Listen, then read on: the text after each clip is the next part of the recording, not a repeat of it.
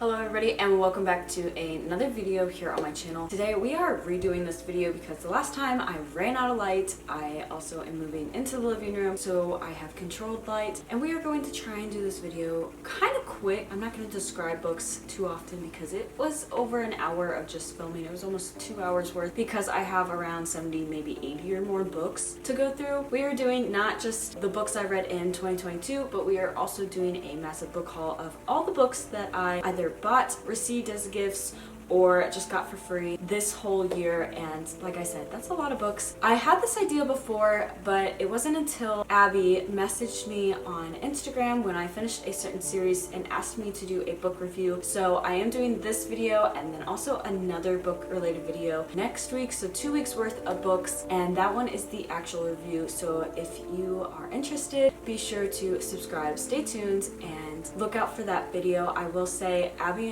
has her own channel. I can link it up here down in the description as well. She is a military spouse. She does DIY, she cleans, she has day in her lives, and she thrifts a lot. So go check out her channel, help her get to 500 subscribers, and just enjoy watching some of her videos. I hope you guys enjoy this video, and without further ado, let's go ahead and get into it. Alright, the first section that we're going to go over is actually the book haul section, and like I said, I'm just gonna quickly go through these. I was technically on a no-buy this year, and I did buy a few books. A lot of them were in the last couple of months. Desert Industry, what I love about their books out here in Nevada is their books are $1 for paperback and $2 for hardcovers. So some of these books I got from there, and then a couple of them I got from Goodwill, and they were maybe like $5.99 a piece. They were kind of expensive. So I did get a lot, and then also my birthday I was gifted a bunch. We're gonna just start off with 3 that I randomly thrifted. I do have a video on this, and it was probably around October. I do collect Nancy Drew and Hardy Boy books. So I got the 29th, which is The Secret of the Lost Tunnel, the 30th, which is the Wayland Siren Mystery, and then number 3, The Secret of the Old Mill. The next book I found brand new was The Shack, and I sort of remember this from when my mom had it for Sunday school when I was really young, when it first basically came out, and I found this for a whole $1, and at the time it was in brand new condition. I have read it, so this was a really good find in my opinion. I found this in one of those free libraries on Base. It is The Girl Who Played with Fire, and this is one from like a library. I found 3 brand new ones at Desert Industries, so these were each $1, and I was going to take this one back to that free library and eventually get the other 2 paperbacks so I can complete the whole series. So we have The Girl Who Played with Fire, The Girl with the Dragon Tattoo, and also The Girl in the Spider's Web. The Girl on the Train is also $1 from Desert Industries, and I do believe because they're different authors, they are not the same. This does not go with the Girl Who Played with Fire type series, so I did get this anyways just in case, and I figured I would read it after I read that whole other series. Back in middle school, I had bought, I think from Scholastic Book Fair, the Maze Runner, and I only bought the first book, and I do believe I eventually collected the second book. I don't have a full series. I know I'm still missing 2, but I do have the Kill Order. I did find this, and I can't remember if it was at Goodwill or not. This was really an exciting find because in Desert Industries, this one was actually $3, which I think because of how brand new it was or how hyped it was, but I see this book all over Book Talk and BookTube, and it is One of Us Is Lying. It is the hardcover, but I don't have the next book. I'm hoping to read this and then get the next book. My mom sent me 2 Reba books that she had at our house when I was really young. I haven't read these yet, but I'm going to include these just because she kind of gifted these so I could read them. If you are a car person, know anything about Top Gear or the Grand Tour, and you know how big Richard Hammond is, and my husband and I seen this in Goodwill at the beginning of this year. We both really were kind of interested, and with everything, how much we love Jeremy, James, and also Richard, we decided to pick it up, and I have yet to read this as well, but hopefully soon I will get to it. I found almost a complete set, and I wish they were both either paperback or both hardback, but I'm thinking about getting only hardback. It is To All the Boys I Ever Loved, and also P.S. I Still Love You. I was excited when I found these, and I was hoping to read these this year, but because we only have like 5 days left, I don't think I'm gonna get to that. In free libraries, I found both the City of Ashes and also the Clockwork Angel, and I wanted to start collecting with this type of book style. And then for my birthday, my mom actually bought me a whole set for the Infernal Devices. So it has the number 1, which is Clockwork Angel, number 2 Clockwork Prince, and then Clockwork Princess. She got the one that makes a whole picture when it's lined up together, and I want to eventually display these on a bookcase with the rest of the whole series of the Mortal Instruments, the Infernal Devices, and anything extra. So I was really happy about these, and I was going to return these two back to a free library and see what other kind of books they had. Same day I got Clockwork Angel from the free library. I also seen the Red Pyramid, and this was hyped up so much in elementary and middle school, and I never ever read it. So I found this book and I wanted to start reading it. In Goodwill, there was this whole series by Rick Riordan, who wrote the Red Pyramid. He also wrote this, except for it's missing the 5th book, which kind of sucks. But these were $5.99 a piece, so I spent a lot of money, I feel like, and I love how the covers look.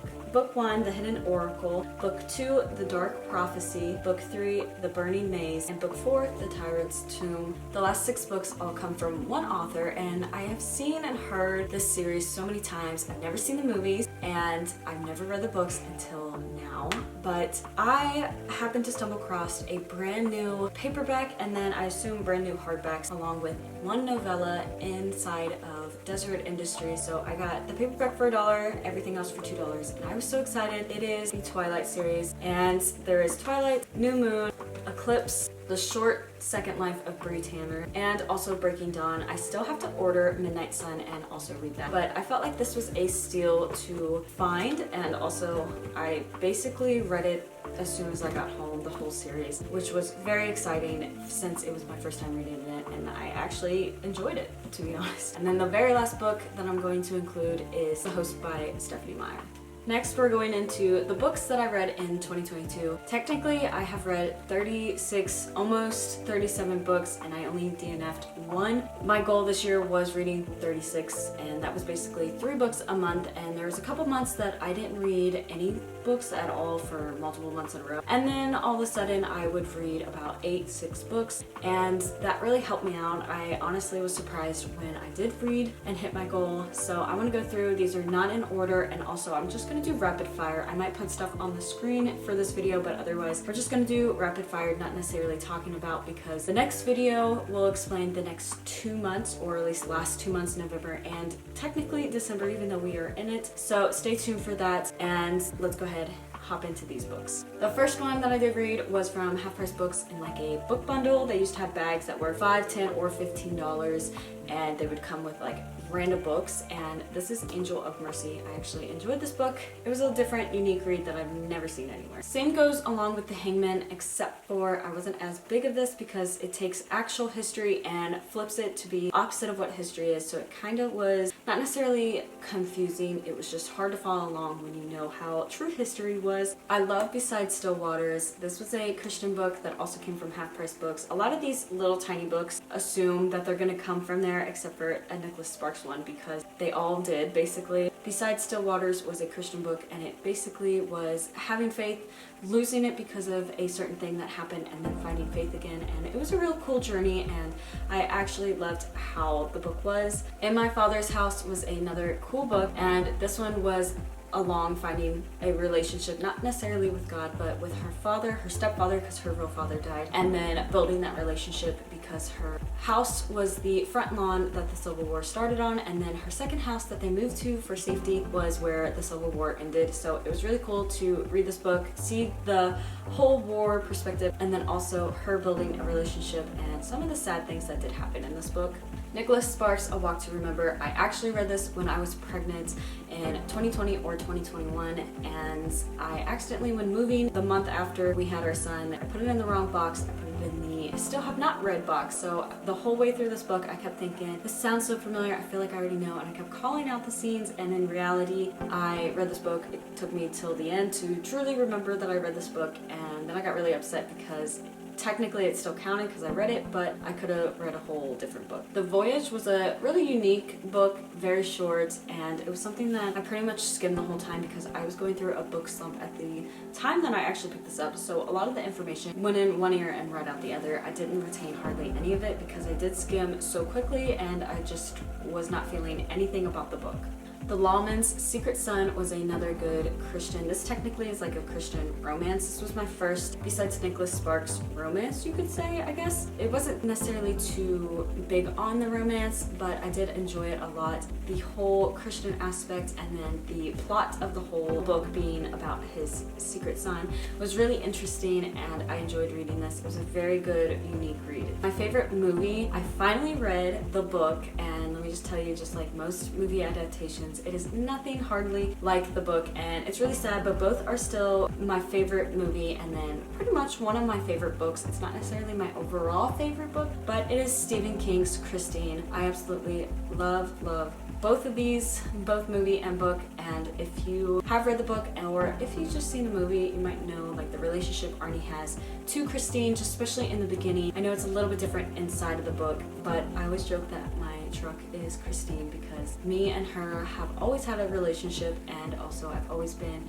so obsessed with her, and I would do anything for her, and I know how that sounds, but it just very much relates to my life, so I do love both this and the movie. Back in middle school, I got this from a Scholastic book fair, never read it, so at 20 years old, I decided to read War Horse, and I did love how this book was in the perspective or point of view of the horse Joey instead of necessarily his original owner or the people who owned him throughout the war, but I definitely can tell where it might have been better if I read it in middle school. One of my 5-star reads was The Legend of Story County.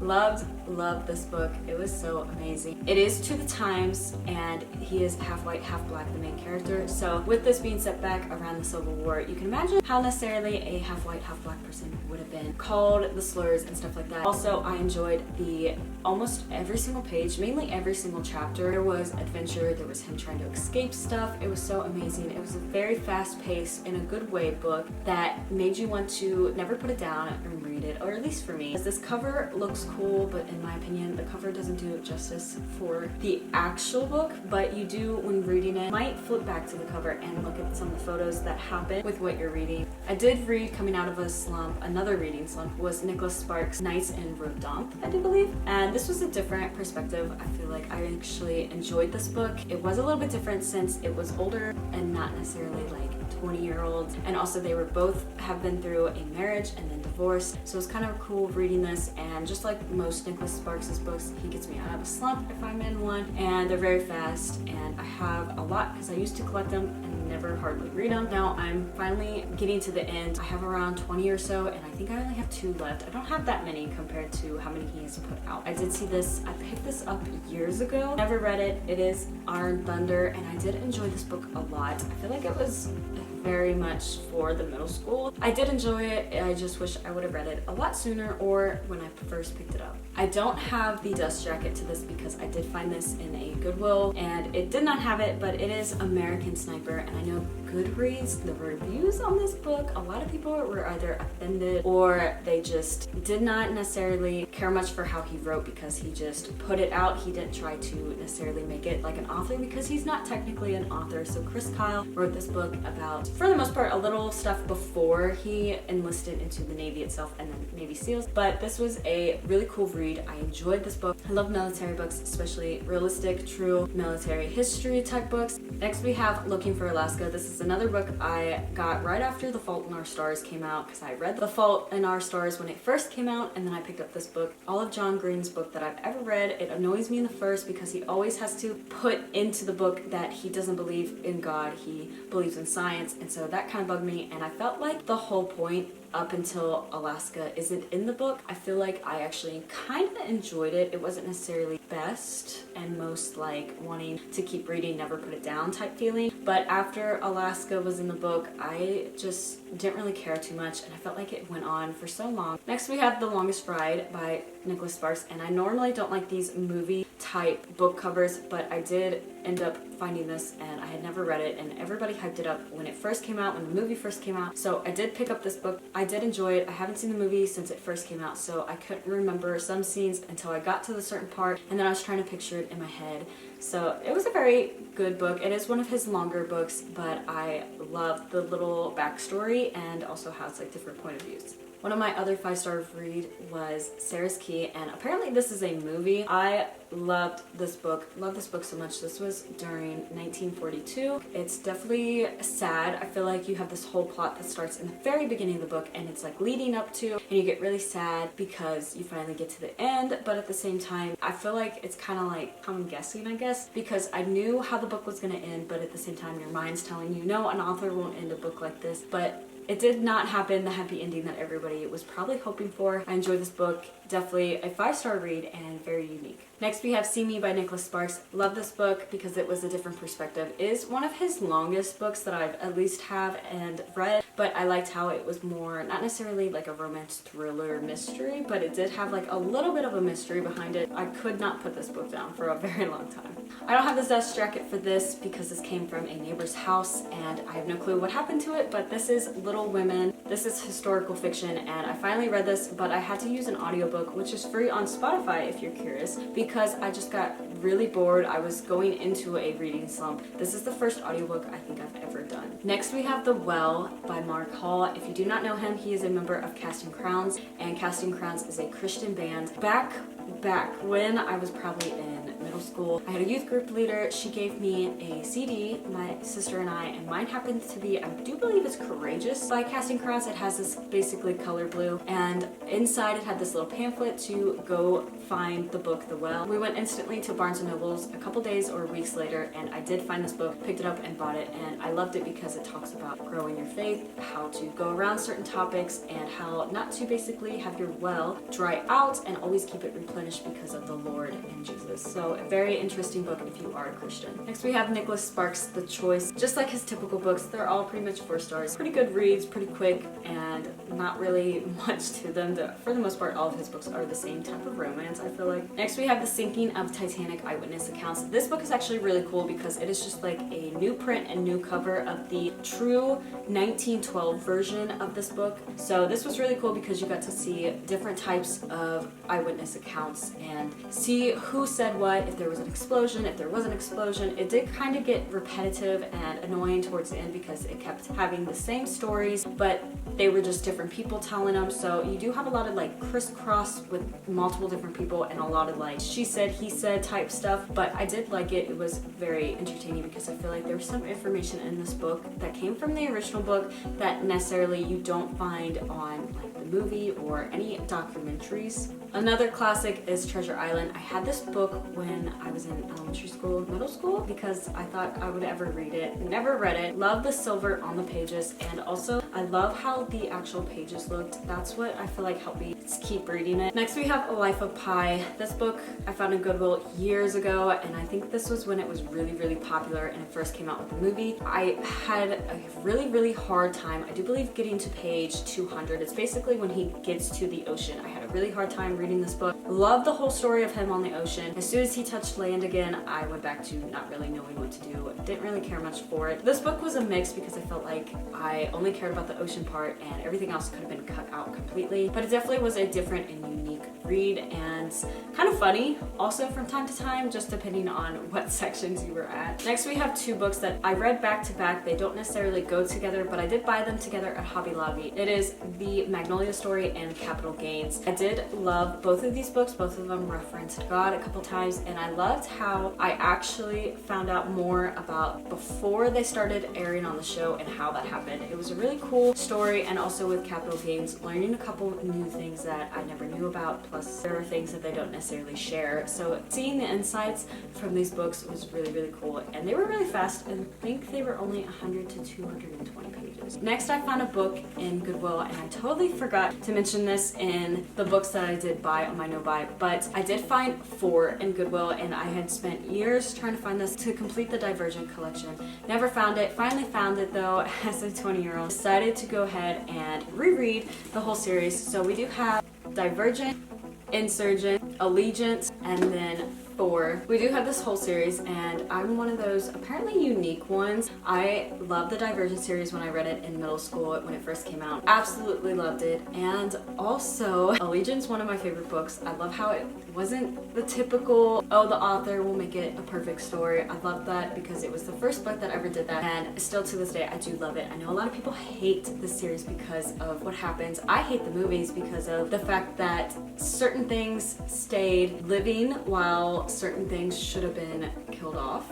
I did enjoy 4. It wasn't as much as the actual series, but I did like the whole insight. I thought that was really cool to see. The last full series I read was the whole Twilight series. This was within like maybe a whole month of each other. I absolutely loved all of these books. The novella I didn't much care for. This is The Second Life of Brie Tanner. Didn't much care for this book as much. I mean, it was like a 3-star maybe. I thought this was gonna be really, really cool, but I almost rather have seen a novella for Edward's point of view so that we can kind of hear what he was thinking, like when he first met Bella, like certain events happened. And currently I have like 20 pages. I should have finished this book, but I am reading The Shack right now. So far, I enjoy this book. I love the whole Christian books that help you or give insight to you or God or your relationship. So this is definitely something that's kind of like eye-opening, and I can't wait to see the movie afterwards because it's free on YouTube with ads, and my husband already talked about watching this together.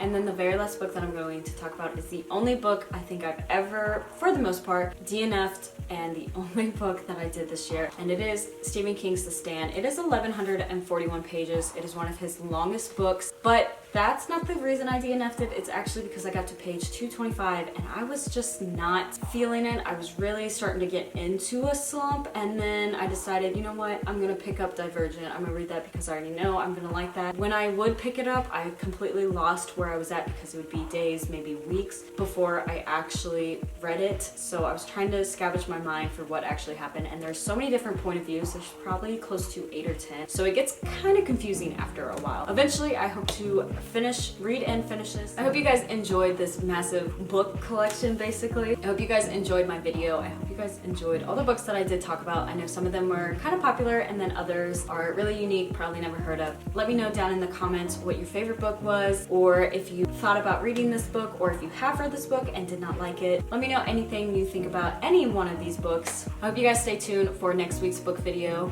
Don't forget to check out Abby's YouTube, and I'll see y'all next week, and God bless.